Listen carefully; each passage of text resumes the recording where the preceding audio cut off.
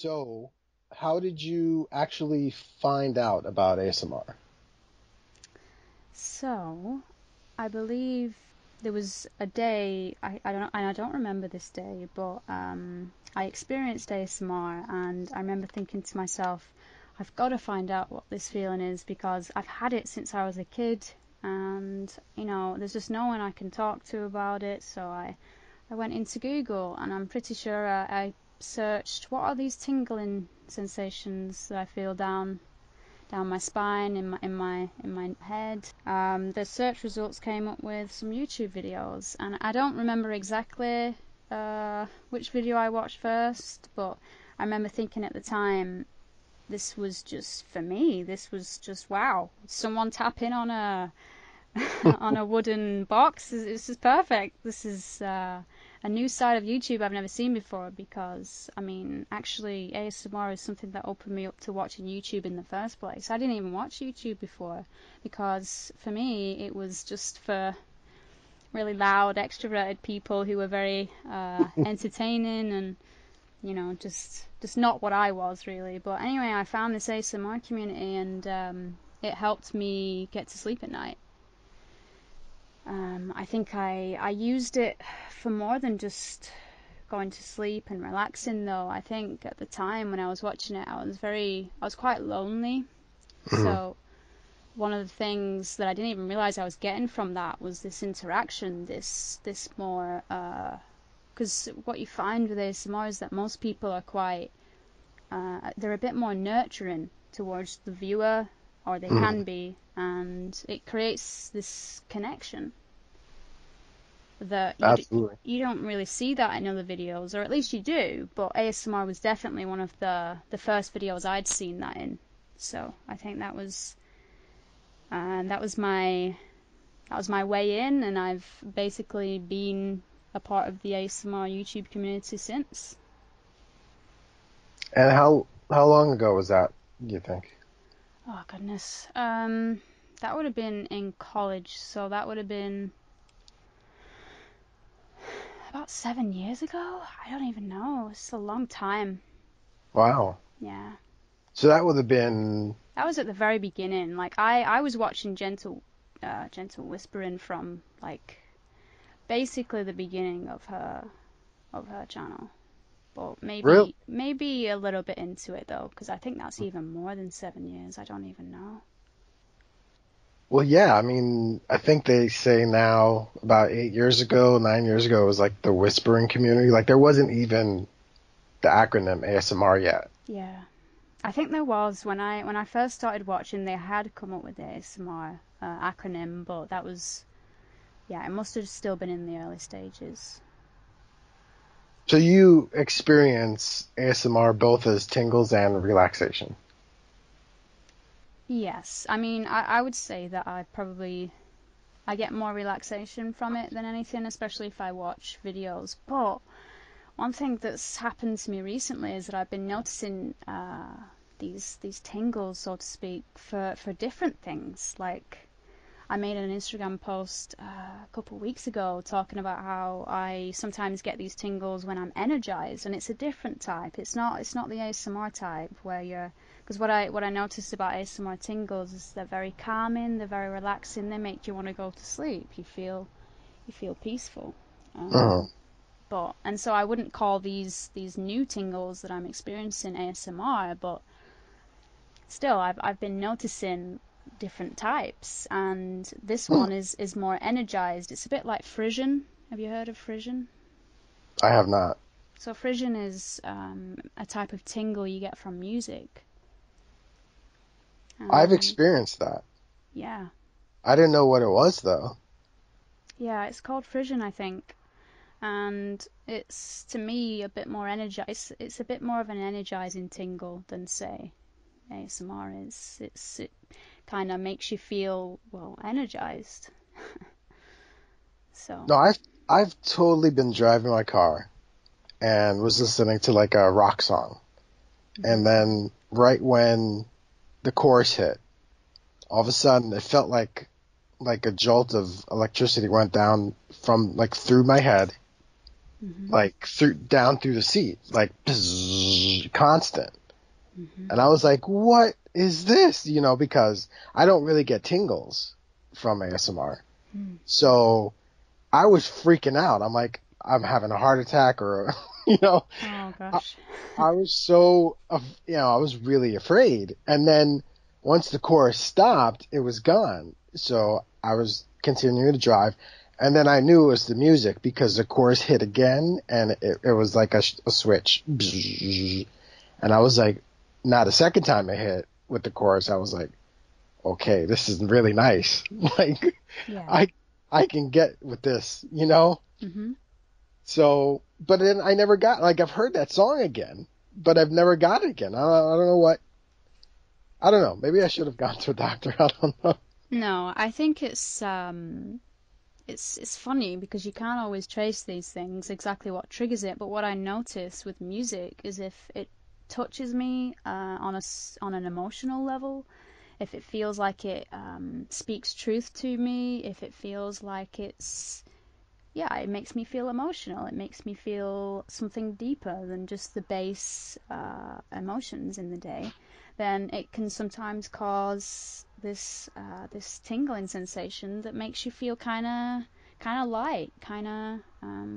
It's a mysterious thing, and I know that they're looking into exactly, what triggers ASMR and how it's linked to synesthesia, for example.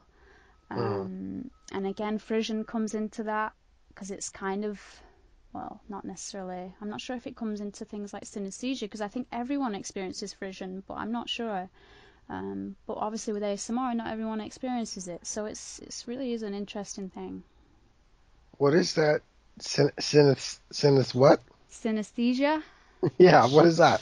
It's when certain people are able to see, they'll hear music and they'll see colours, or they'll Oh, what's the other one? It's basically they will be triggered by another sensory input, so to speak. So they'll hear something and they might see images in their mind, or they'll, a bit like us, they'll see something. So a visual ASMR trigger can cause them to feel, well, it causes us to feel relaxed, but someone with synesthesia, it might cause them to hear music if they see something. If it's a visual trigger, they can hear music, for example. So it's a really interesting phenomena. yeah, yeah. I think I've heard of that, but Hmm. that's interesting to think combined with what we call traditional ASMR triggers, or yeah, ASMR tingles rather. And then with the music one that we just talked about, that's interesting to think how the brain, is calculating different stimuli. Yeah, exactly. I mean, to me, they do seem like they're linked, but it's like a small ASMR is like this branch off of that, and obviously they're still studying it. They don't fully. I mean, I haven't actually read the. I think there was an ASMR book that came out. I haven't read it yet, but uh, yeah, I'd like to find out more if I was to not be lazy about it. Now, when you were in the height of watching videos and getting the relaxation or the ASMR tingles, what what were some of the things that would trigger them for you? See, I never really had a specific trigger, but I could get triggered off so many different things. But mainly tapping, mainly whispering. Especially if someone's doing something delicately. I mean, again, going back to gentle whispering, she's a key archetype for that for me because the way she does everything is very uh, elegant and sort of quite soft. So to me, that was always a big trigger for me. If anyone was able to sort of do things very delicately, do things in a not in a rushed way. I think for me, ASMR was a way of slowing down. So anything that if the person was able to help me to, breathe a bit slower and able to just relax, it made way for me to have a bit more of a connection with them. Maybe even have ASMR. Yeah. So it really just depended on the person. That's interesting because what triggered it was more of, instead of what they were doing, it was almost seems like it was dependent more on your connection with that person.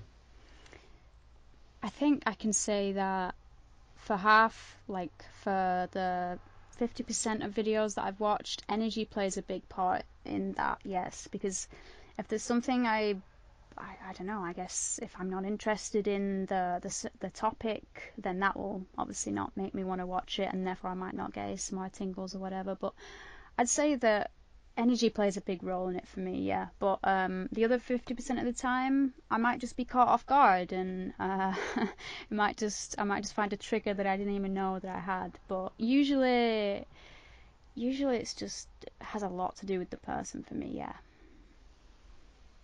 So either now or back in the day when you were really watching videos, I'm assuming Maria, Gentle Whispering, is one of them. Who would you say are your top three favorite ASM artists?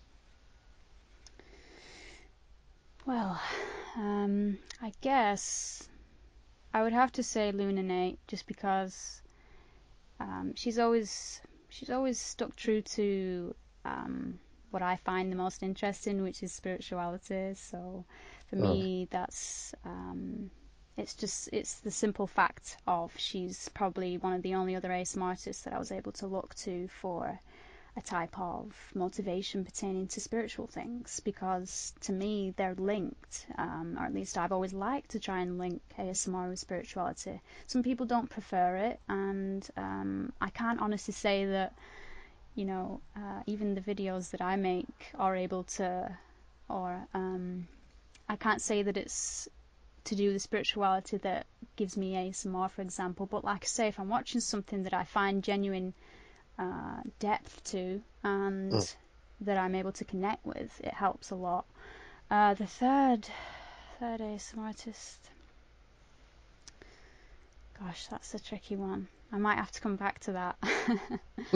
I mean, there's a lot of people, and like I say, I would choose Gentle Whispering because I've known her. I've watched her stuff since the beginning.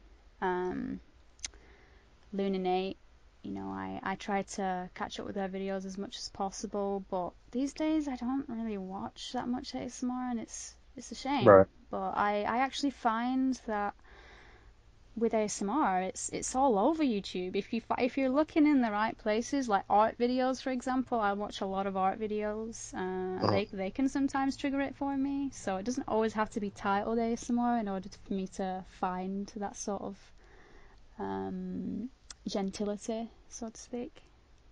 That's true. No, you're absolutely right. Mm. Now, from the time where you Googled what are these, tingling sensations, and you found ASMR on YouTube, Mm-hmm. what happened in your life that made you say, I'm going to start recording videos myself? Do I've been asked that question quite a few times, and the basic answer is that I don't actually know, because I don't remember a specific thing apart from waking up one day and opening up my laptop and just using my little video camera there. And I think the first video I ever recorded, I never did anything with it. I just shut down the laptop again and was like, no, I don't even know what I'm doing right now. But then what happened is I think I moved back home, because at the time I was just graduating from university, and I moved back home, and something in me just decided to make another video and post it that night. And there really wasn't any prior thought. There wasn't even the slightest premonition that that it would go anywhere at all. Uh-huh. Like, I didn't even think about it. I didn't really know anyone in the ASMR community. I mean, I was watching people, but... And then, of course, as we discussed the next day, I was just so surprised to wake up to 8 subscribers that I was so thrilled about it that I made a video about it, and it was quite embarrassing. So That was a great video. yeah. That was I usually like at the end of a regular like ASMR chat, I'll ask the ASMR content creator like what is the lowest number of subs that you can vividly remember? And I already know your answer because like when I first found your channel, I went back to the beginning. I saw that first video Hmm. and I thought and I got to think like, okay, here's somebody that, you know, she's gung ho, like she's into it. And then the next video was just so cute because it was you reacting to like, wow, like anybody watched me, which is amazing if you really think about it.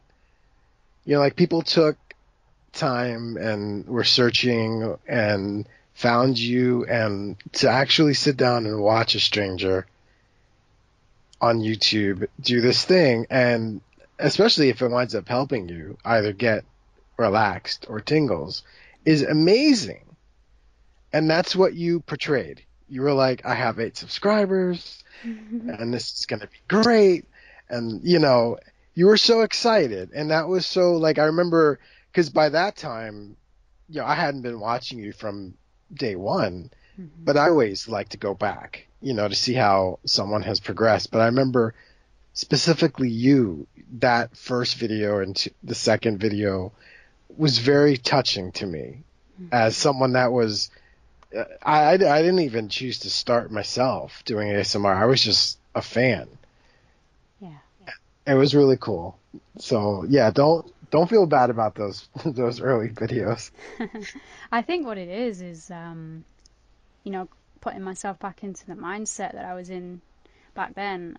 I was I didn't think that anyone would want to watch or even would find it. I was just over the moon that people were able to not only find me but watch and comment. And it was such a, I guess it was a pivotal moment actually, because it all started from there. It opened up this world of opportunities for me that I didn't know what that looked like back then. Mhm. And now that I'm thinking back to it, now that I think back over these 3 years, it's unbelievable what has opened for me. Yeah, and all because you decided to make really this your second video and the first one that you actually went through and published. Yeah, all because I went ahead and published a video. Yeah, I mean, obviously the 3 years after that, you know, it took my persistence and wanting to do it every day, or wanting to do it every week at least. Mhm. But I can, looking back over it all, it's definitely all been worth it. So how would you say for a young Kim that gets into the ASMR community, how did ASMR like immediately help you? Well, I would say the main thing it helped me with was my confidence, because before then I first of all thought I was weird that I was having these ASMR tingles and I didn't know what they were. Mhm. Second of all, I would say that it helped to have this whisper community, so to speak, because I don't know, they just seem like my people. I just could resonate with them, and I got it, I mean, I get it. You just want to be quiet, in a world that's so loud. I mean, it helped. It helped me to feel like I wasn't so weird after all. So that was, that was that. And then I think further down the line, I guess I used it to relax. Yeah, I used it to relax, to fill time, fill time with quiet things that hopefully are able to trigger me. And I can honestly say that I was able to get triggered by the majority of the stuff that I watched in the very beginning, um, but not always. And I think we've all had the classic experience of not being able to experience any tingles whatsoever simply because of oversaturation or something. I'm not really sure, but Mm. Getting the tingle immunity. yeah, that's the one. Yeah. Now, were you an active viewer of ASMR? Like, was this something that you watched daily? Yes, I think so. I think so because back then I don't remember wanting to watch anything else on YouTube. Mm. So I would say that I would be on there every day, yeah, after college or after whatever I was doing. You were also recording, and so you were like full-fledged deep into the community, like participating and In the beginning when I first started filming, I'm not too sure. I mean, I know that I was watching. I was probably watching even more. All truth be told, because now I'm getting inspiration from it. Now I'm looking at other people do things and thinking, oh, I could do that. So yeah, there's an added extra to it now. I mean, I'm watching for inspiration, right? right. So yeah, I'd say so. And how did the community treat you? Like, was it with open arms? Yes. Yeah, I would say that, you know, looking back, I met or spoke to some people that were really able to help me, um, I guess, find more of myself, if that makes sense. Because again, it felt like I'd found people that really resonated with, and it was like I could trust, I could trust these people more. So for you, what was or what has been like the best part of doing ASMR?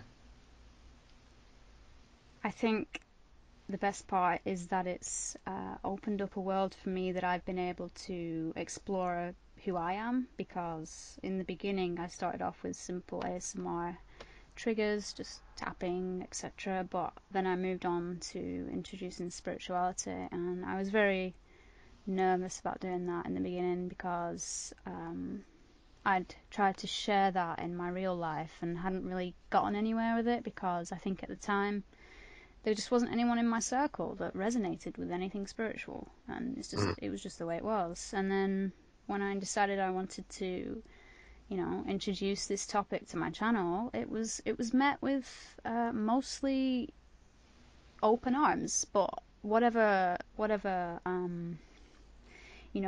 nervousness I did feel about sharing these things, it was made up for by the fact that I just felt like I was being more of myself by being able to express these things that I hadn't really had anywhere else to express them. Like I say, in my real life, I was very shy. I didn't really want to talk about these things. YouTube was an avenue somehow that allowed me Mm. to feel confident enough to share these things. So it's funny how that works, because really I'm talking to more people, but somehow I feel like I'm able to express myself more. There's something about technology that is really like quite amazing in that respect. I mean, the fact that we're able to share so much over it and at the Yeah. same time connect. You can't connect quite the same as what you can in person, but you can connect in other ways. And this call for instance, I mean, I wouldn't speak Right. to you otherwise. So it is amazing what technology has been able to do. And I think ASMR may have. It's funny to me because I think ASMR is something that's been around for a very long time. We just didn't know about it. Right. And I'm curious, where it is in literature, because I've read. I mean, I've not really read anything that points towards ASMR having been a thing in the last century or whatever, but I can imagine that it's been around for a while. I mean, I don't know if it's just a new phenomena. I mean, I know it is in terms of us only just coining it, and now Mhm. in the last year or two, it's blown up to be huge. It's millions of people watching it. So Yeah. Yeah, it's, you've got to think that ASMR was back in the 1700s, it was happening. I mean, maybe I, But, the collection of people that was experiencing it probably felt the same way a lot of the people do now, yeah, where it's like, hey, do you feel these tingly things? Nope. Okay. I'll yeah, shut up. Like no one else around me understands this, so let me just be quiet until you find a community of people that understand it. yeah. I And then you're mean, like, I think wow. maybe the internet was the thing that allowed for this extra sort of well, for people to feel like they could express it. I mean, I'm sure they felt embarrassed at first talking about something like this, but eventually they just got over it, and it became this thing that wasn't even. I mean, now it's not even really, you know. I mean, how about you? How do you feel about making ASMR? Does it ever feel like something that's embarrassing to talk about, or is it more something that's mainstream? Um, I have to be honest. I think it's something that, for me personally, I don't really talk much about Hmm. because it's more of like my family.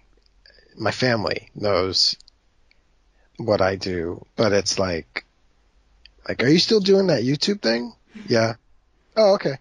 And then that's it. It's like, I've had like some family members ask like, what is it? And I've explained it. And first of all, ASMR, the acronym is it's the absolute worst way that you can try to explain anything, because when you define it, like using the acronym, it, it, people just look at you with a blank stare, like, Yeah. meridian response. Okay.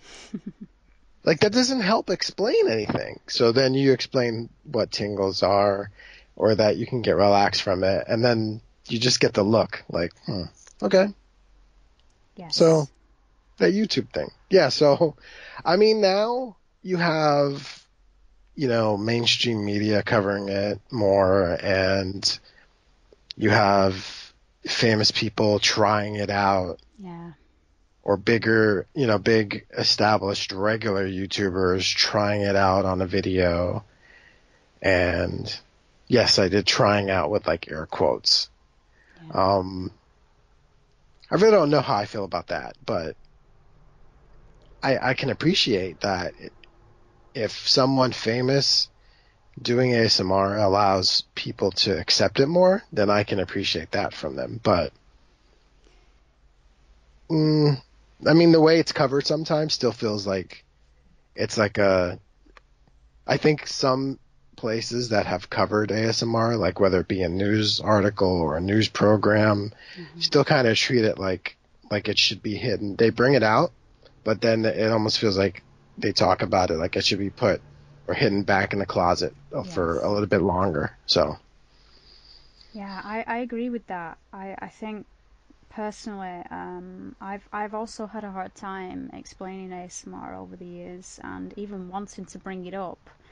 And I think it probably has a lot to do with, or one of the main reasons as to why I've steered my channel towards something that even I can grasp onto a bit easier, because even I struggle to explain what ASMR really is. I can talk about my experiences, I can give examples, but until the person themselves, and I notice this every time I ask someone, if they experience ASMR, if of course they might not even know what it means, and then I explain it, and you can always tell the people that just get it straight away, and there's always going to be people that don't, because what you're explaining really is something that, like tingles going down your spine through someone tapping, that's still something that doesn't quite make sense to a lot of people. right, Whereas I think if you describe it with, the idea that it's more of a sensual thing. It's something that, in this busy world we live in, that's so loud and so rushing. It's so about rushing all the time, and getting things done, and with ASMR, it's all about being slow. It's all about taking your time. It's all about connection, and that's what I mean about the sensual part. And now, you see, I think that with the sensual part of ASMR, it's gotten to be a bit misunderstood because of that, and Yeah. it's always going to be misunderstood because of that, because there is two sides of the coin. There's some people that Right. are able to see it in the sensual way that it's truly meaning to be, and that it's a stimulation of your senses. It's something that introduces more of a connection with you because the person generally is talking directly to the camera and is quite nurturing and is trying to relax you. So that's automatically going to be something that's not your average, uh, just everyday conversation, let's say. But Right. of Right. course, in the media, it's linked with, yeah, something that's more sexual, which is different. That's a whole different sector, I think. And each part of each and every sector that ASMR has, because there's so many of them, it all plays a role. But for me, I like to be sure of what role my videos are playing, because, like I say, in the past I've been unsure, and it's always been something that made me feel uncomfortable, because I went through a whole period of time where I never wanted to talk about, my YouTube channel or anything like this. And then what happened is, I think one of the first times that I really started opening up about it to other people was, well, first of all, was when I met my partner through my videos, you see, and Hmm. we're still together now. And also, in my hometown, I was recognized by a girl. I was at an ashram, and she came up to me and she was like, "Oh, I recognize you," and I remember feeling this feeling of, oh my God, why am I so embarrassed? I remember thinking, well, I'm mainly embarrassed because I'm an introvert and I'm just not used to people giving me attention. Like I don't really like being the center of attention, even though I have this YouTube channel. But the second part of it was that I think I wanted to make sure she knew like what it was, and even though she was watching it, and I wanted to make sure that it didn't come across as this weird thing that. Ah, yeah. Totally. So for me, it was like, okay, I really just want to make sure I'm clear as much as I can be, and I'll feel better because of that. If I know what direction I'm going, then I'll feel Mhm. better about that. So, So I would agree, and I would think the way I see people that like you approach and you're like, hey, do you experience ASMR? No. And they seem open to, well, what is it? And then you explain it or you show them a video and they're like grossed out by it. Like, oh, it's yeah. terrible. Get that away. Like Mhm. I think ASMR is very intimate. Yeah. And I think people that react in that way have a hard time dealing with the fact that someone can have that ability to connect with you on a very intimate level through a screen. And I think they're freaked out because like it's almost like they don't have control of that. Like when you pop on a gentle whispering video, she's going to connect with you. Mhm. She's going to look you, and this is something that your videos you did a great job in. Thank you. You did a great job of connecting, and you were probably one of my favorite ASMR artists that did a really great job with eye contact Hmm. and just the way you would look off, like it legitimately felt like a regular conversation with you because it wasn't like a stare that Yeah. was constant. And that's fine. You get the intimacy from that. But if you're talking to someone, if you really think about it, if you're sitting down and talking to a friend, the two of you are never just staring into each other's eyes as you talk. Yeah. That's just not realistic. So you brought realism to it because you would look away at moments and I could almost feel like your shyness coming through. Mhm. And then you would look up again and then continue talking. So it felt very much like you were there in Yes.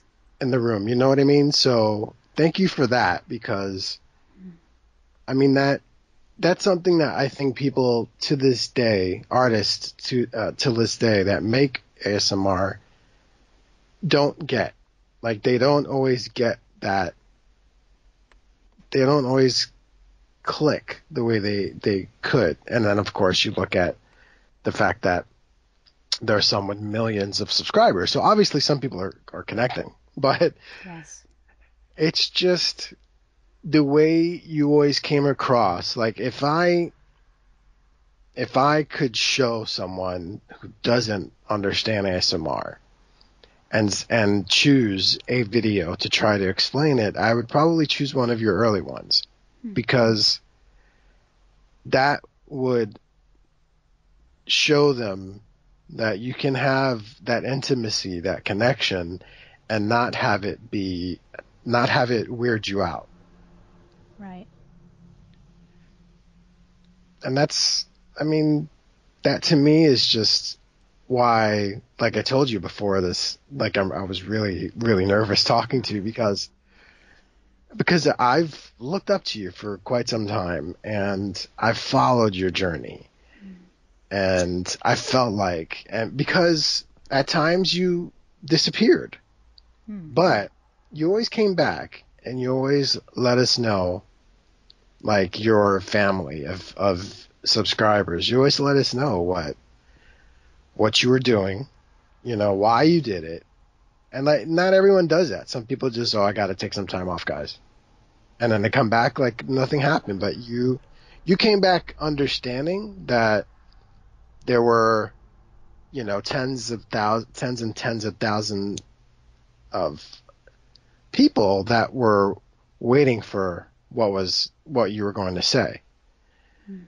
So you always chose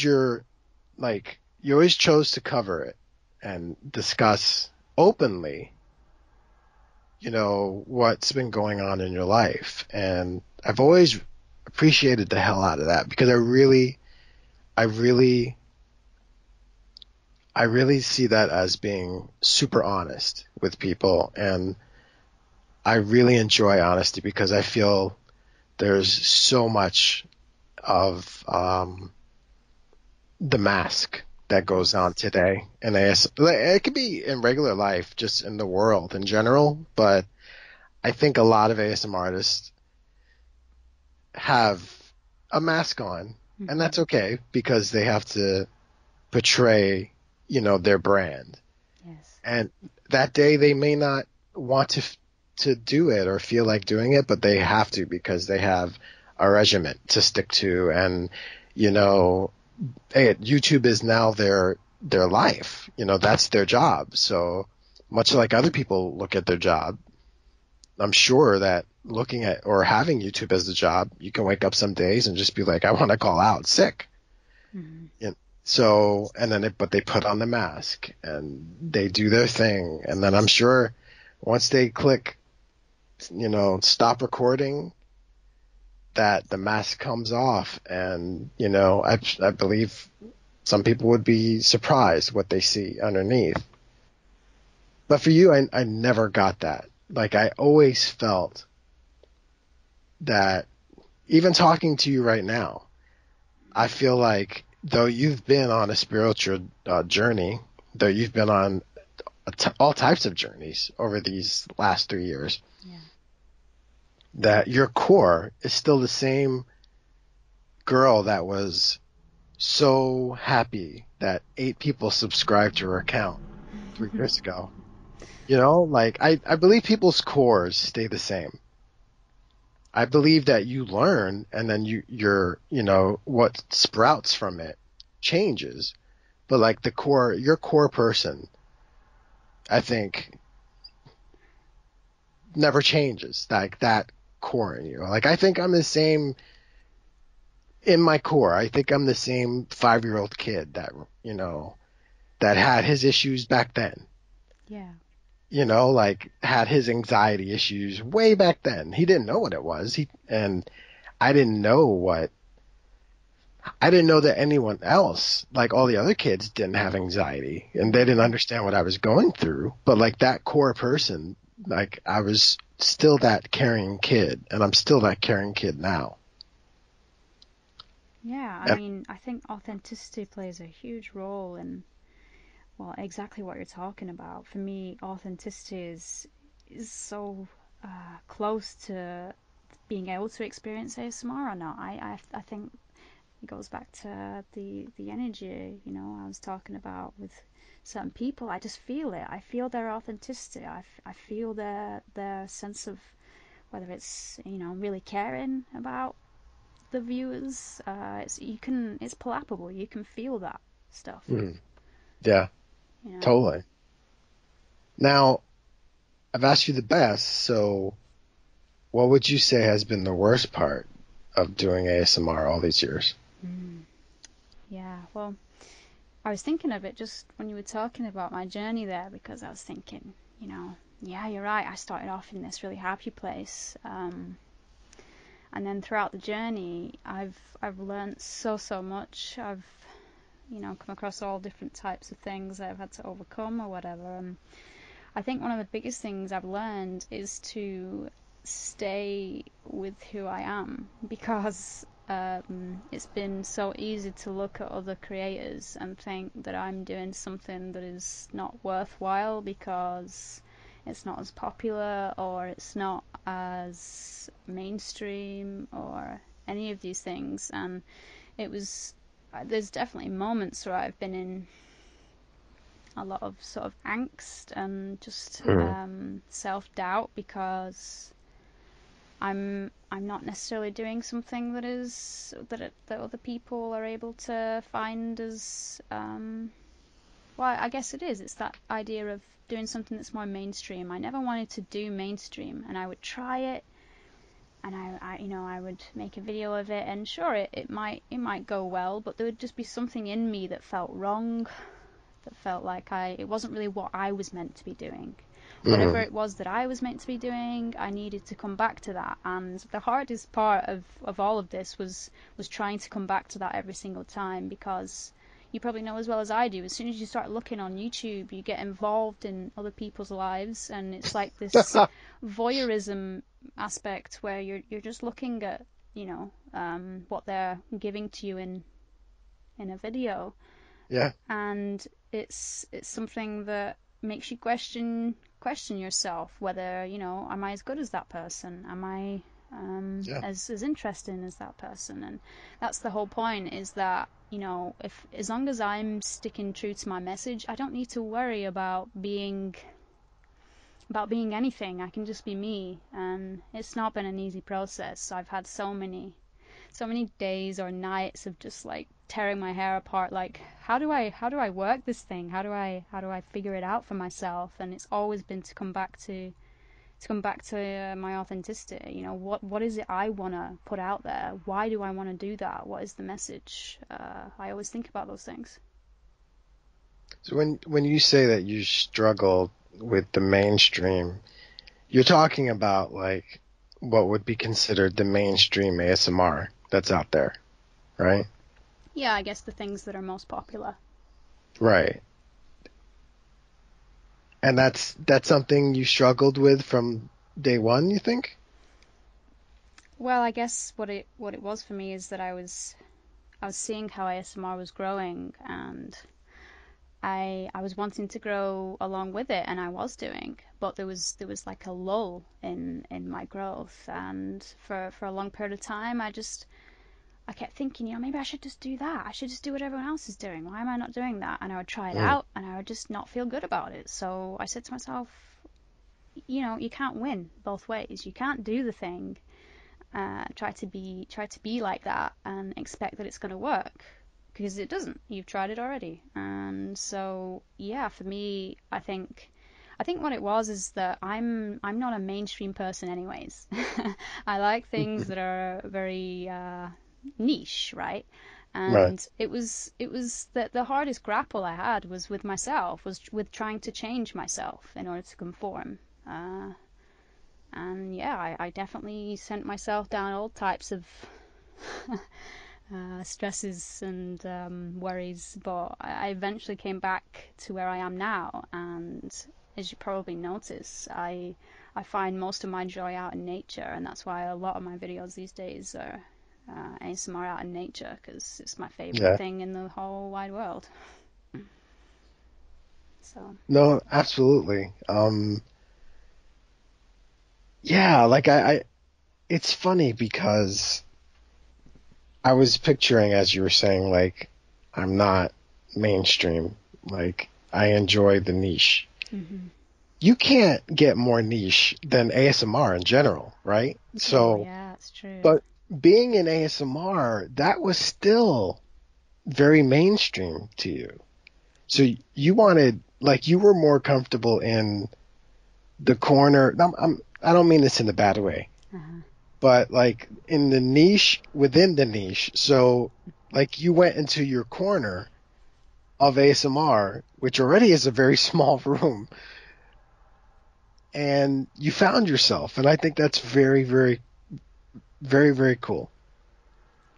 Yeah, I mean, I think so too. It's I never really thought about it as a niche within a niche, but you know, you're definitely right. But for me, um, you see, I feel this loyalty to ASMR where I don't necessarily want to stray away from it, but I've tried to, and I can't say that in the future I probably wouldn't stray away from it again, but it's always going to be around ASMR because, like I say, for me, ASMR is all about relaxation, and I'm all about relaxation. That is the main thing that I would ever want to preach to anybody, you know? Even when I meet people in person, I like them to feel relaxed and just vibe sort of on a nice, comfortable, peaceful level. Like that's the main thing I strive for. So I think with my videos, if I'm about anything these days, it's just relaxation, and ASMR plays a huge role in that. But I never wanted it to just be ASMR because I didn't really know where I fit within that. I didn't really want to do certain triggers.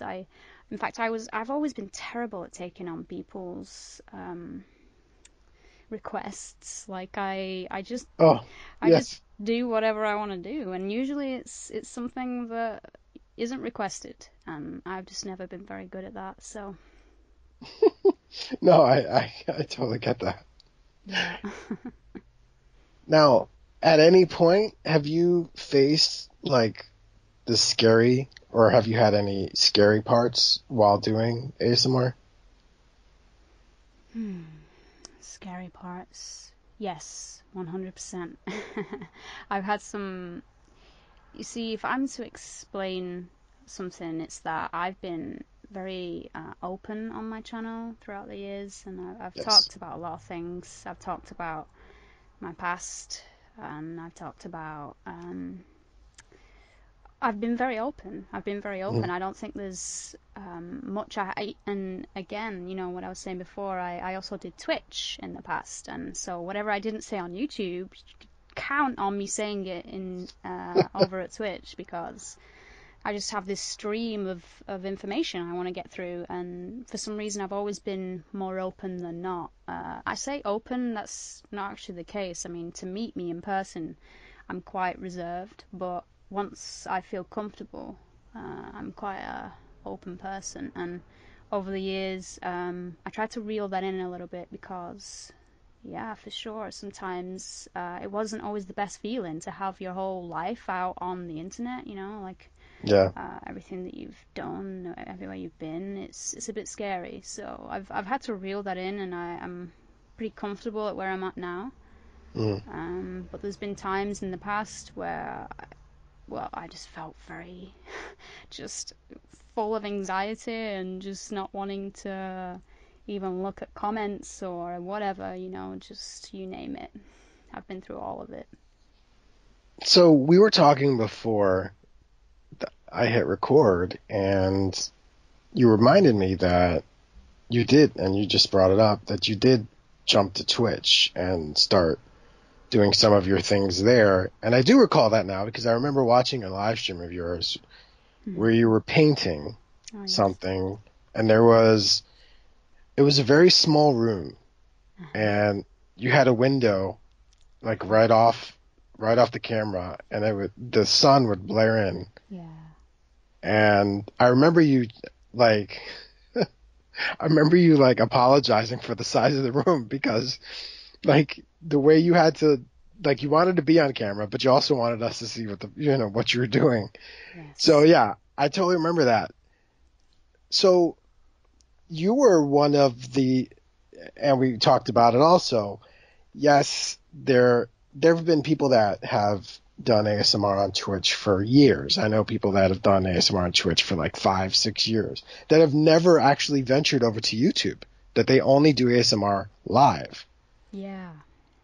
But you were one of the first people, really, to that I can remember, and someone please correct me if I'm wrong, that jumped over and made that transition where that's something that's a regular process now. Where I joked with you earlier that you're not really a true ASM artist if you don't also have a Twitch account, because that seems like that's what everyone is doing. But you did it. Why did you do it? Like, why did you feel like YouTube was bottling you up? And No, definitely not. So when I was first introduced to Twitch, I was of course Twitch is a huge gaming platform, but I was introduced to the creative side of Twitch, which is where people just paint or draw or make things. mm, And I just got really into it. I would watch Twitch every day, and I would interact with these wonderful people who were doing artwork and stuff. And a friend of mine suggested it. Said to me, "Why don't you do it?" And I was like, "Because I don't think I can. I'm too nervous for live streams. Are you kidding me? I don't know about that." But anyway, I thought about it and I said, "You know what? Why don't I just try it?" So I think I put up a video on YouTube saying that I was going to create a Twitch account and you should follow me there. And then I did my first stream, and it was probably the most nervous I've ever been in my life. But so many people came. It was beautiful. And it was this, again, it was a whole new avenue for me because I hadn't done live streaming before. It felt way more real because there was actually people interacting with me live time now. So, right. and this was about two years ago, maybe a bit more. And yeah, when I first went over there, there was no such thing as ASMR on Twitch, and I didn't even think about doing ASMR on Twitch until later down the line. So I was basically on there doing art, and I did a little bit of gaming, but mainly art. So you had two niche niche rather two niche lives going on. Yeah. You had your ASMR on YouTube, and then you had your other outlet artistically on Twitch. So you kind of were, this is, you're someone that has been trying all these years to find yourself and merge everything into one. You made a conscious decision to split them. Like, was that hard to do? Like, to keep yourself focused on both at the same time? Gosh, I think somehow they kind of coincided, and there was times that I felt like, yes, it was a completely separate thing. The person that I was on Twitch even wasn't I wasn't doing anything like I was doing on my YouTube channel, but at the same time, a lot of my viewers, they were all coming from YouTube. I mean, because I made a video about it, I had it in my links and stuff, so a lot of people were coming from my channel. So what I found is that I was actually talking about ASMR a lot, just by the simple fact of people coming over from my YouTube channel and asking me questions. But um, it wasn't hard to keep it up. I mean, about a year and a half ago, I even decided to try and make it a full-time thing for me. So I would be doing 4 times a week on Twitch, and I would be doing 3 videos a week on YouTube, and I kept that up for a while. But I would say now, yes, in the last few months, it became increasingly difficult to keep up, and I decided to let Twitch go.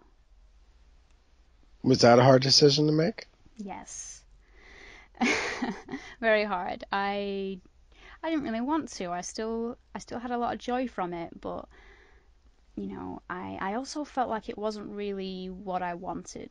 Like I was doing it and I was enjoying it, but I also kind of wasn't. I mean, I didn't know where it was going, is what it was for me. I mean, I guess I didn't know how to make it into something anymore because I don't know why. Something just changed in me, and I decided, Mm. well, not just that, but I also moved on to I mean, I'm working um, a different in a different part of my life now. I do teaching as a living. I teach English language, so Really? yeah, I've kind of That's moved cool. away from doing full time uh, tech, well, full time YouTube and Twitch, let's say. But I still want to keep up with YouTube and do at least one video a week. That's my hopes. So But you've also expressed when we were talking beforehand that you're not sure how long you'll want to continue. And you kind of spoke about it a little bit just before, how long you would want to continue doing ASMR, though it's something that's in your life and has helped you reach where you are now. There is the possibility of growing out of it. I think what it is for me is I'm wanting to do more to it's not that I would want to do less and not do YouTube at all. It's that I want to do something more, and I don't know what that looks like yet. I mean, I'm looking to, if it's not YouTube, then it'll be something else, but it'll be something similar. I think I'll probably always have something online. I'm in love with the fact that I can use technology to work, to keep in touch, to do all the things that I want to do because for me, doing ASMR on YouTube and doing Twitch, it provided like at least a year's worth, or basically that, of me not having to go out into the real world and worry about what job I should get there. Because I don't know if you're anything like me, but it's a stressful world out there. And I know that a lot of people, they struggle trying to find a job that's for them. And I was like that. I didn't know what sort of job I was looking for, and I tried things and they hadn't worked out. And I thought, gosh, if this can work, it would be great. But I think really it works in as far as I enjoy the connection that I get with people, and I enjoy the creativity that comes from it. And of course, it's amazing to ever have supporters. But the main thing for me is being able to feel good about whatever I'm doing. And if ever the day comes that I don't feel good about what I'm doing, I would probably move on to something else. But for the time being, YouTube, I do feel good about it. I don't really know where to take ASMR is probably what I'm more unsure about. But I know that I kind of want to be able to connect with people in any way that I see fit and express myself. I think you know more than anyone that the biggest joy that comes out of making ASMR videos is being able to create something and be able to put something out there that is uniquely you. Yeah. There's a huge sense of joy that comes from that. So Yeah, that also doesn't change that, with anxiety and depression, you're worried about what you put out there. yes, No. that's definitely a huge thing. I mean, there's the one side of it, yes, that it has a lot of joy to bring, and there's the other side which you mentioned that I've also had to try to balance, which is that I can make a video and be so afraid of what people will think of it. And Hmm. I forget to ask myself, what do I think of it? And am I okay with it? If I'm okay with it, then it doesn't really matter what other people think about it. But of course, that's not always easy to Yes, stick to that. So that's very true. I mean, if we all could post, how many thousands of videos do you think go unposted a day from either established creators that are like, oh, my subs are not going to like this, or people that are trying to, like you did one day, record their very first video, and just like you did, take out their laptop, use that, and then just close the laptop and say, no, no one's going to understand it. No one's going to get me. No one's going to understand me. And that's really what it comes down to. I Yeah. mean, I'm an introvert as well, but and it's funny because I say yes, I have anxiety. So when my friends, my real life friends, would ask me out and be like, "Hey, you want to hang out with us Friday night?" I would say no because I know I would be anxious, right? Yeah. But I didn't want them to stop asking me, even though every time they asked me, I would always say no. Mhm. So part of me understood why they would stop asking me, but another part of me was like, maybe one day I'll say yes, so please keep asking. Yeah. And that's just life. I mean, you film something. Like I've gotten to the point where I'll film like a regular tapping video because I do primarily tapping Mhm. videos, and then I also do like my lists, like my top 10 underrated ASMR artists, things like that. Mhm. And I get to the point where I just do it, whatever's on my head, I'll do it right then, and I don't even look back at it. I just upload it. Mhm. I don't edit it. I'm like, here you go. Like this is me literally raw. This is what I was thinking the last 45 minutes. Here you go. Have fun. Yes. And I mean, that's a very scary thing to hit publish. And I think I've talked to a lot of ASMR artists doing this series. And Mhm. I think a lot of people agree that their most nervous part is at the time where they click publish and they finally release themselves into the internet, and now they wait on validation, Yes. I agree. and that. So I remember, Mhm. correct me if I'm wrong. I remember, I believe you took, I was going to say you took off to, but I think you traveled to New Zealand. Yes. All right. So I remember that. And I remember you were trying to keep up with publishing, but you were, I think, waitressing. Yes. Okay. I remember when you got back home from New Zealand, Mhm. you published probably one of the the most real videos I've ever seen from anyone because you could see how sad you were. And you were honest. Like I miss New Zealand, but I had never before connected. You know how like you mentioned connecting with Maria, Gentle Whispering, like that trust there. That trust was still there with you, but I had Mhm. never connected with anyone like in the ASMR community on that type of like, oh my God, I understand that sadness that you're feeling.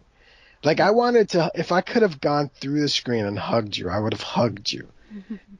because, and I'm not sure if that's what you even intended. Like I think you tried to put on a brave face, but like you're the fact that you felt like you left a piece of you in New Zealand was clear, Mhm.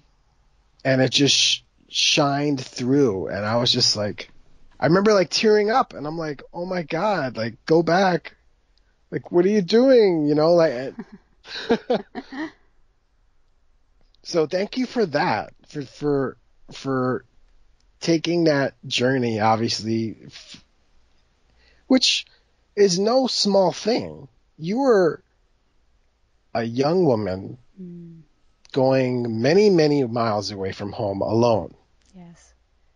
And a lot of people would say, no, no, no, don't do that. Not in this day and age, Including my mom. But you were like, there's something over there I have to find. Yes. And you went over there, you did it, and I respect you so much for that. And that's just a very small part of your life, Yeah. and it seems to me like, I don't know, like maybe this is where you build your own road in ASMR. But it seems like you're always out for an adventure. Like whether it's going to New Zealand or it's going outside in the forest to find nature. Hmm. Like it seems like to me that Kim is, you may not agree, but you're an adventurist and you want, I don't know what you're looking for, but you find it in in places where you choose. And that must feel awesome to be able to say, you know what? Like if you wanted to, well, I don't know if you could not because of the job, but if you wanted to, you at some point could have been like, hey, I want to go to Hawaii for 6 months, and you would have done it. You would have found a way to do it. Yeah, yeah. It's synchronicity has played a huge role in that for me. The whole traveling that I've done. I'm so, so grateful that I've been able to do it, and it really did feel like it was a gift. It wasn't something that I was able to conjure up fully or all by myself, if that makes sense. Synchronicity played a huge role in that. New Zealand was one of the main, I guess, the biggest lessons that I learned, because you're right, I went there alone and I also traveled the whole of New Zealand all by myself. But what I did first was I worked in a cafe for, I was working full time, 10 hours a Hmm. day, and that's why I wasn't able to make as many videos. I And it, remember. I remember. Didn't you like live above the cafe? right next to it, yeah. Yes, yes. Like you were like within walking distance, like a Yeah, couple of steps. Yes, I remember that. yeah. And you know, I had some of the hardest times of my life there. But what I'll say about it is that with with some of the trials and tribulations I had to face, especially during traveling, but mainly New Zealand, I learnt so many things, and it definitely, in the moment when you're going through those trials and tribulations, you feel so confused and so lost, and I was so lost. And at the time, I was actually dating somebody, so when I came back home, that ended, and that was also probably part of whatever sadness you may have seen in me. Yeah. But I actually, even though I was sad to leave that place and be back home, I was so looking forward to what was to come next, because it was like I knew I was closing this chapter of my life. And gosh, I was 100% right, because I ended up, after that, I was going to go and do more traveling, but I think what I was really looking for was my other half. I was looking to find someone that, you know, I genuinely connected with, and I couldn't find it. So I was like, well, which country shall I go to next? And that was what I was gonna do. But it happened that I did. I found somebody, and we got talking. And I can't say that my travel bug has left me.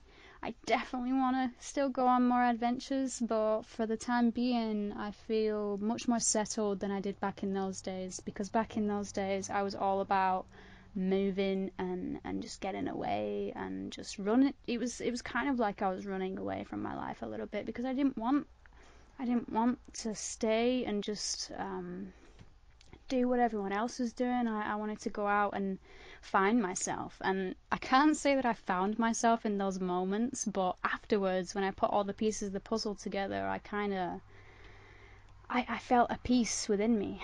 And it was due to traveling. I've been very lucky to have done it, because what would have occurred without me having gone traveling, I really don't know. Like I tell you, I was incredibly shy and nervous, but if someone offered me the opportunity, which is what happened, I was with my university in my first year, and I got offered to go to China for like a really small amount of money.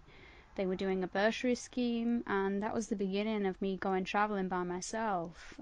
It all started from there, and it breathed this new life into me, simply because I was able to go and see what other cultures are like and what other people are like. And I was able to find people that resonated with me. And again, it was this feeling of not feeling so weird anymore, not feeling so out of place. Because I've felt out of place in society since I was a teenager. Hmm. And I've been doing anything I can ever since to try and not necessarily fit in, but feel like I know who I am.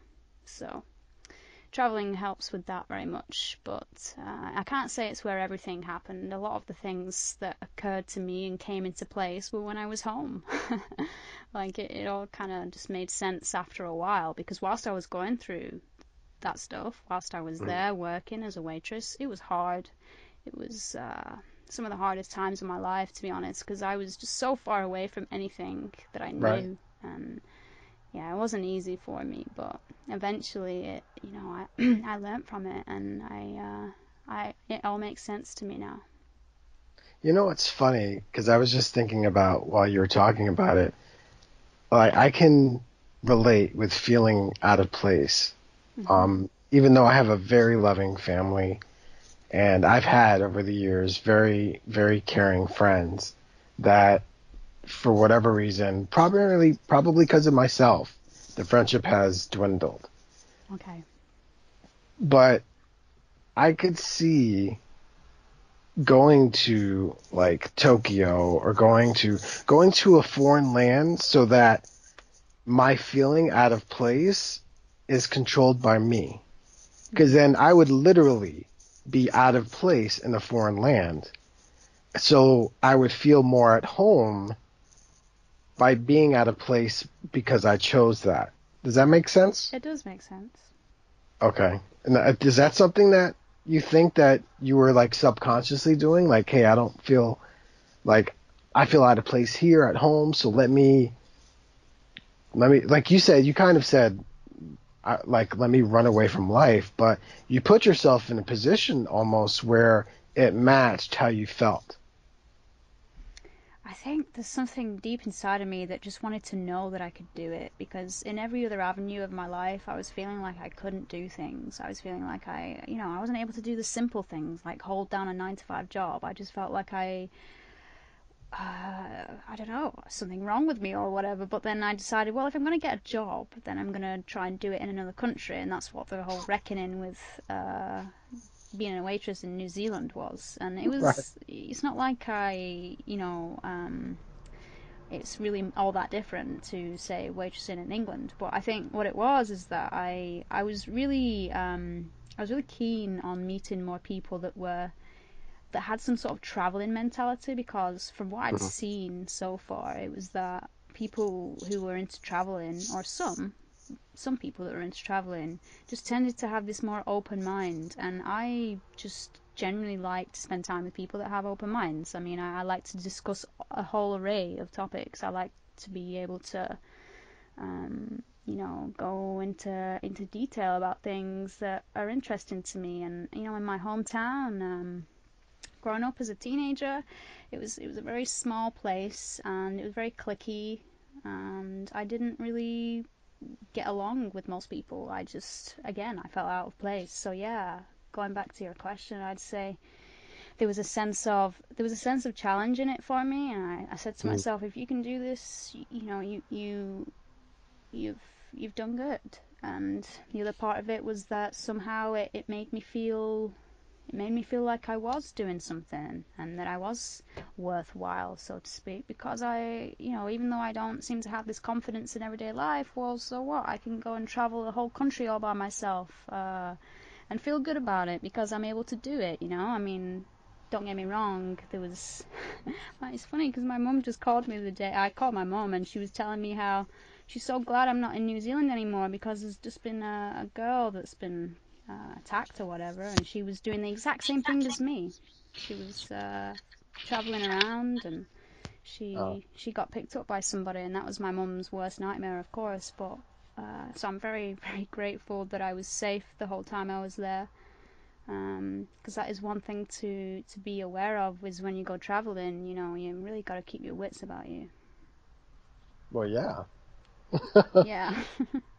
So you went. When did you go to Portugal? Because you brought up Portugal.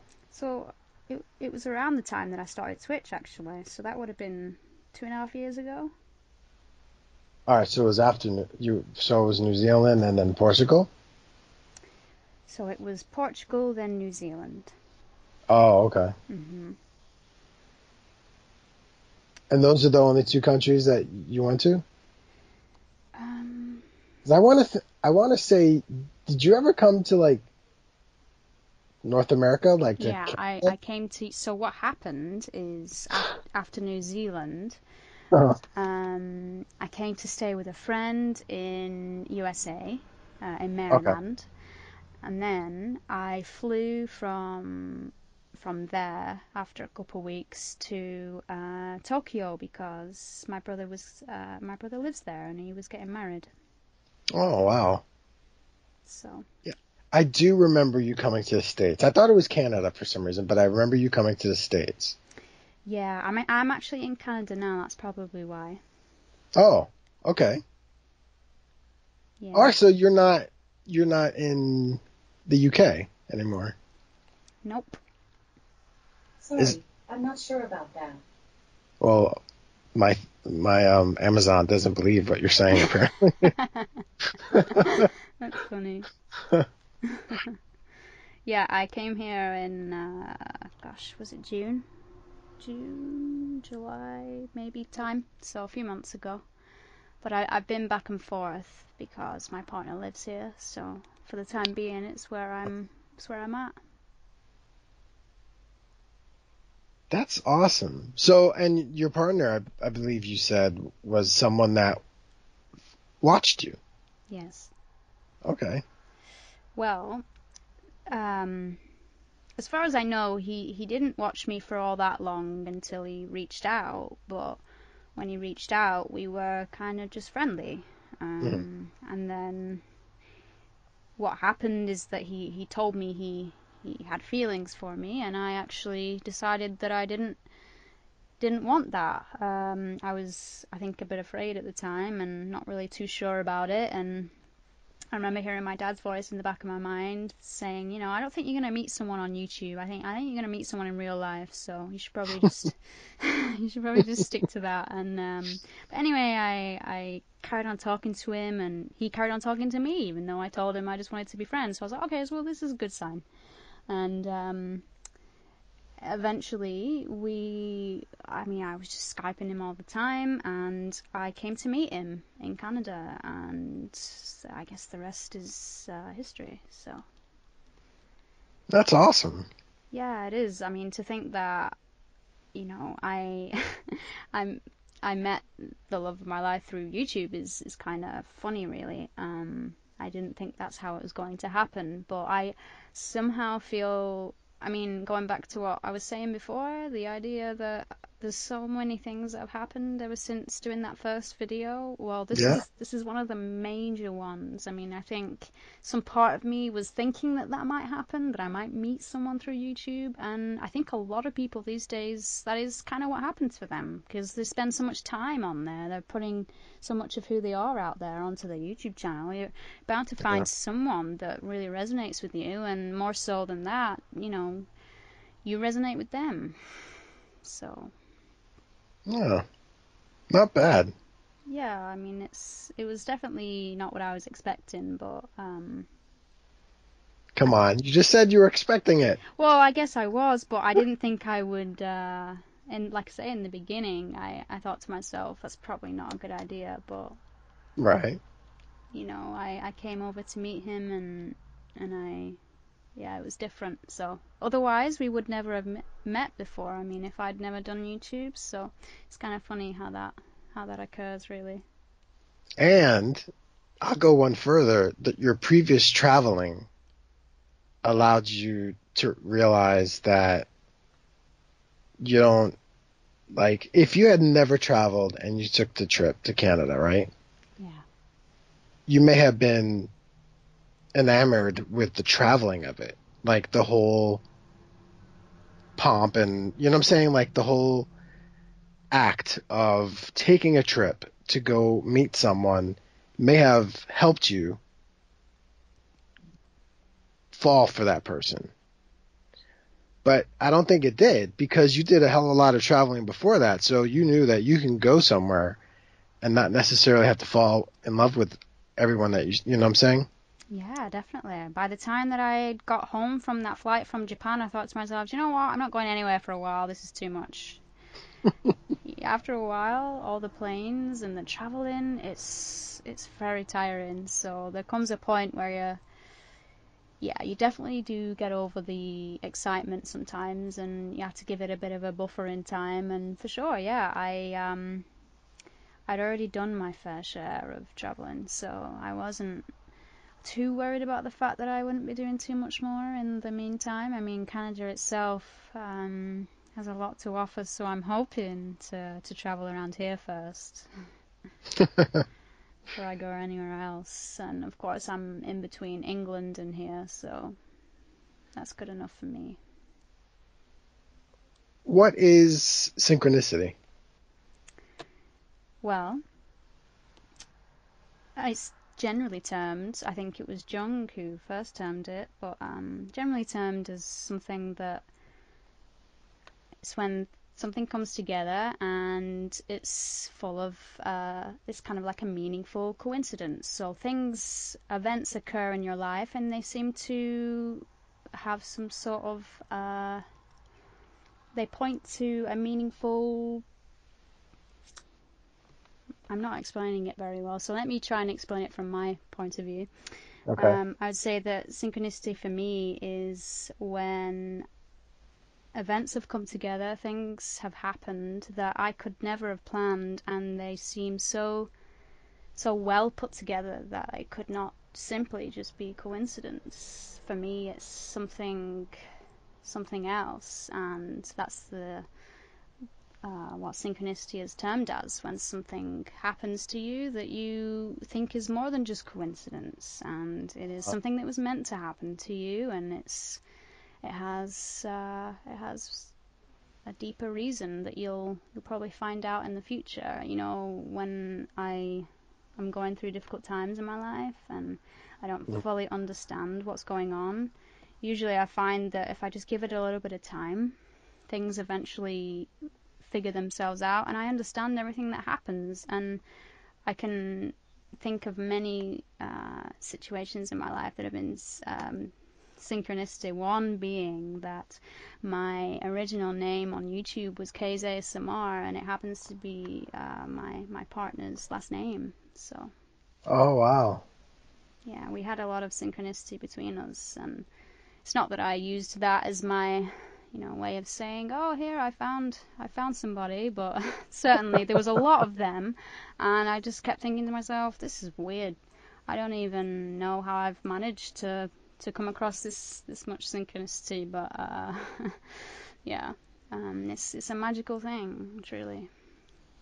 So it's basically realizing where you are in life and looking back and seeing that all the dominoes that fell were placed by you Yeah, for or for some higher force, let's say, oh because okay. synchronicity can very much be something that you yourself have orchestrated, a bit like law of attraction. You know, you've put things together. But to me, there's always something that, and let's call it, it doesn't have to be something that's necessarily a belief in God, but there's definitely a higher energy there that we could maybe even say is the force of love that brings together situations that are going to be really impactful for the person and change Okay. their course or their life for the rest of history. I mean, there's a lot of synchronicities that can happen in this life. Some are small and some are huge.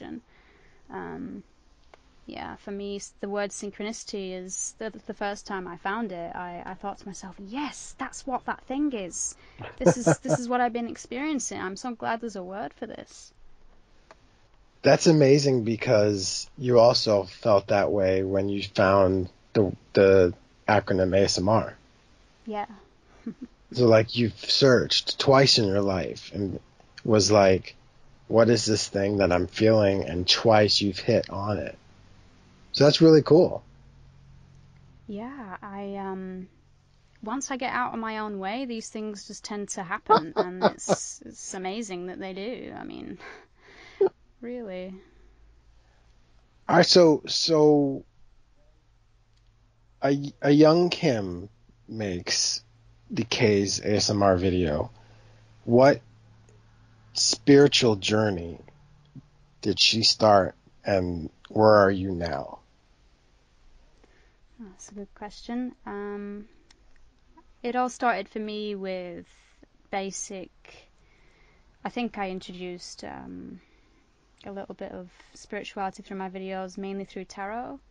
Hmm. That was kind of where I started off. I did when I left home to go to university, I looked into like a Christian Union group, and so I went there for like a year and I studied Christianity because my family is basically atheists, so they Oh. they don't they don't believe in well any of that really. And Hmm. when I left, I was looking for something. I was looking for something that I didn't know what it was, and I found a piece of it with you know Christianity, let's say. Hmm. But by the end of the first year, I just remember thinking to myself, this is part of what I want, but it doesn't really hold the key for me. Like I'm not feeling like this is what I'm meant to follow. You know, Hmm. Christianity, let's say. Right. So I kind of strayed away from religion, and I started looking into depth more into things like tarot, and I was just so interested in the esoterica of it, and eventually I just got pulled in full force into this idea that we're spiritual beings and that there's we really all do affect each other based on what energy we carry, and I think it's very important. I mean, for me, this journey has really been about self improvement, and if there's any message that I really hope my videos have been able to portray, it's that, you know, trying to work on yourself is and become a better person is really the path towards joy, or at least it is for me, because, you know, I was so unhappy with the person that I was back in those days, and I didn't even know why. And spirituality, I think, allowed me to look at myself with more compassion and love, and Hmm. it allowed me to explore something that I'd never explored before. You know, it allowed me to see beyond certain things and realize that, you know, I have the power to make the self into the person that I want to be. It doesn't matter what history I have or what past that I've lived. It's all about I mean, I like to mix. I like to mix all different philosophies together. It's not like I believe in just one religion or one spiritual path, or I like to mix everything together that resonates with me. And I would say that spirituality is a big part of something that resonates with me. Um, so is nature. Nature is something that has always been um, a safe place for me, so to speak. And I think I really remembered my passion for nature when I was in New Zealand. I mean, I'm sure you know how beautiful it is there. And the nature that I was able to explore was just phenomenal. So I really found my love for nature, for spirituality, and I've always been intrigued by, well, things that are more esoteric or philosophical, and Hmm. yeah, that's basically what I've been following. And to this day, I guess, you know, where am I now? I think I'm in a space that I'm every day learning more and more to get back to myself, to remember who I am at my core, because as a child I was very, very happy and gregarious and just very energized and singing all the time. And what happened is, in my teenage years, like everyone else, things happened, you know, hormones shift, and I turned into a completely different person who was just so shy, who was so scared of the world. Like I was just so scared. I had huge anxiety when I was at school, like probably the worst it's ever been. And since that day, I've been gradually healing that. And Yeah. ASMR has helped 100%. It's been a huge catalyst for that. And then, like I say, it moved on to spirituality. It moved on to just doing the simple things like sitting outside and feeding the birds and finding that peace within myself that I know has always been there. So, um, yeah, it's been a wonderful journey, and I want to thank you for for your interview with me today, Jeepy, because it's really nice to reflect over these things. I think you set an example for a lot of creators that you don't have to follow like the one interstate that everyone takes, that you can branch off on your own road and still be successful.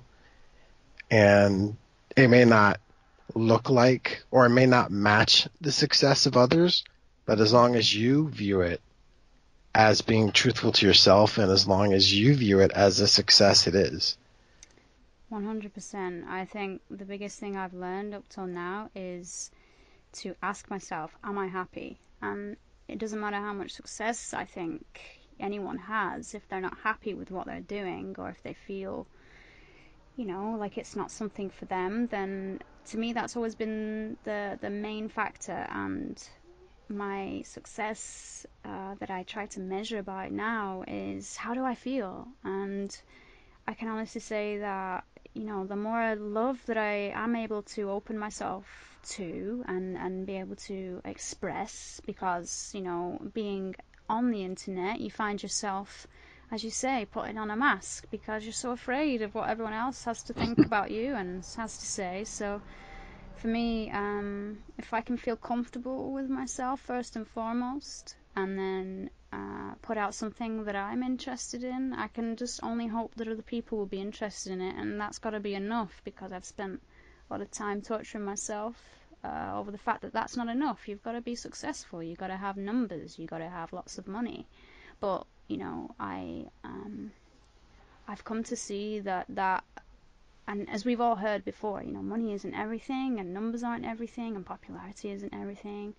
I think what's most important is how you're able to, I guess, express yourself in the world, and how good you feel doing that, because that's going to be your main place of getting joy from. If you're doing something because it's mainstream or because it's something that other people like, well, as well as I do, it doesn't last. It fades away after a while because you lose motivation. And so Yeah. when I lose motivation, I tell myself, well, what can I do? What can I do to bring back my motivation? And it always circulates around something that is going to make me excited, or want to go on an adventure, so to speak, and find something new. It's never about, well, or it has been about that in the past, but I try to tell myself these days, just stick to what is going to help you to feel good, and you can guarantee it's going to help other people more so than if you try to do things that you think they'll like,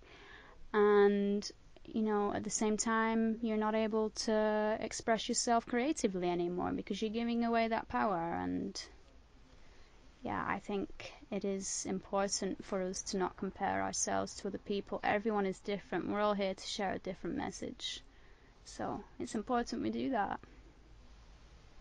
Absolutely. And to anyone that's still listening, first of all, God bless you, because Yeah, I definitely went over 20 minutes. yes, when you sent me that, like, okay, yeah, yeah, we'll keep it to 20 minutes. I just started laughing. I was like, ha ha ha, silly one. Yeah. You don't know what I plan on asking you and how in depth we're going to go. Yeah.